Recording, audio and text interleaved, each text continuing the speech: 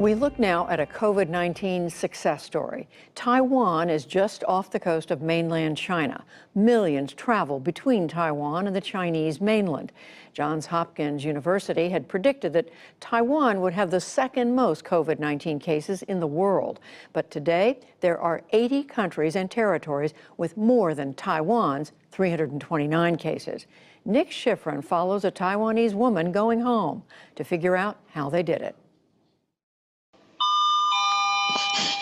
I'm currently at the Gatwick Airport in London. When 28-year-old Anna Lee left her boyfriend to fly home to Taiwan last week, she took no chances. Why are you wearing a mask and gloves and goggles?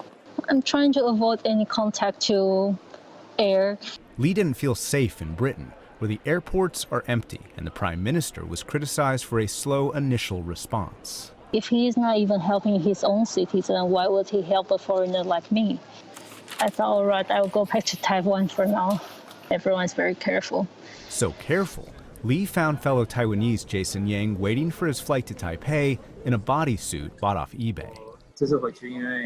I believe that in England, it's already lost control. And if I go back to Taiwan, I will be taken care of.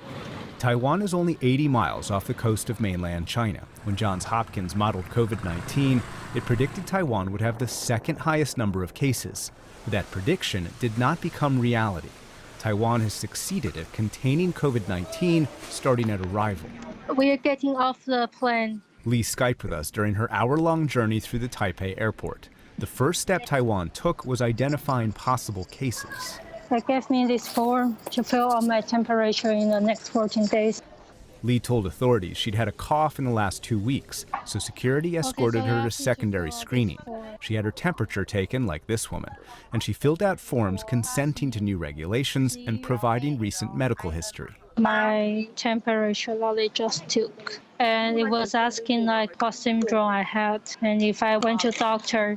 And she got a COVID-19 test at the airport. Taiwan uploads these results into its national healthcare database to create a kind of coronavirus database that everyone has to enroll in. We have to register first online. They will send me a text message. I have to show them the text message. We can pass here. That's where government tracking begins. After her bags are disinfected, her ride home is in a government-provided taxi by herself. The 3-hour drive costs $80. Now I cannot take any public transportation, so I had to use this contract taxi. Lee headed home, knowing the government would stay in touch during a mandatory 2-week quarantine. Welcome to my humble house. The government has also stayed in touch with Mickey Du, who arrived from Australia on March 22nd. Well, the first day, they immediately phoned me that almost within an hour that I got home. Okay, and there were actually several text messages. When I first arrived home, there were like 3 or 4 text messages. Welcome back to Taiwan. This is the CDC. We're just checking to see if you're okay. Mickey's girlfriend recorded him in his apartment. Everyone who arrives in Taiwan today is tracked by cell phone to make sure they stay at home. Taiwan's Center for Disease Control tries to make 14-day quarantines easy. She asked me whether or not I lived at this address. I said, yeah, sure, that is my address. And I said, when are you going to be here? She said, I'm going to be there in 5 minutes. I'm like, oh, okay. And no, they showed up in 4 minutes. They were like outside. Like, so she just gave me a packet of masks, and there were 14 masks in the packet exactly. Taiwan was able to take all of these steps because it learned lessons the hard way. The SARS outbreak is a wake-up call for Taiwan, and we learned a lot from the SARS outbreak. Dr. Steve Guo is the former head of Taiwan's CDC and led the SARS task force in 2003 when the SARS epidemic made hundreds of Taiwanese sick and killed more than 70, the third highest tally in the world. The very next year, authorities prepared for the next crisis. That preparation allowed Taiwan's CDC to detect the COVID-19 threat before the Chinese government announced it. We pick up the signal that there's some strange outbreak in the Wuhan areas at the end of the last years from a social media networks.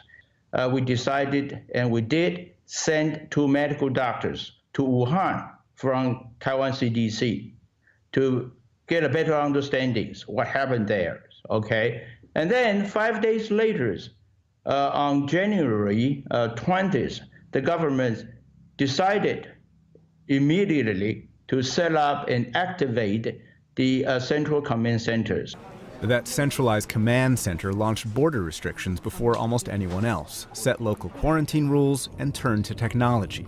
One phone app allows Taiwan residents to find stores with masks in stock. Another app provides information on all of those who are COVID-19 positive, where they've been, and their case histories. And the government made sure it had enough medical equipment. After the SARS outbreak, actually, we have the law to require hospitals to have a stockpile for all medical supplies for 30 days for the hospitals. Another reason Taiwan acted so early, they didn't trust either the Chinese government or the head of the World Health Organization, who in January praised China's response, says Bill Stanton, the former top U.S. diplomat in Taipei. He was just defending the Chinese position and echoing what they had to say. And it made the Taiwanese even more suspicious to what the Chinese were doing for that reason. China doesn't allow Taiwan into the WHO. And that's really stupid, because Taiwan is one of the main countries in the world that has expertise on international health issues. For Anna Lee, that expertise translates into trust in her government. I feel like even if there is something wrong with my body, I will be taken care of, which is quite promising. And I'm quite happy with how government take it very seriously. That's why we keep the cases very low. Which means for Anna Lee and many Taiwanese who are quarantined today, there's no place like home. For the PBS NewsHour, I'm Nick Schifrin. Today, Taiwan announced that it would donate 10 million masks to medical workers around the world, 2 million to the U.S.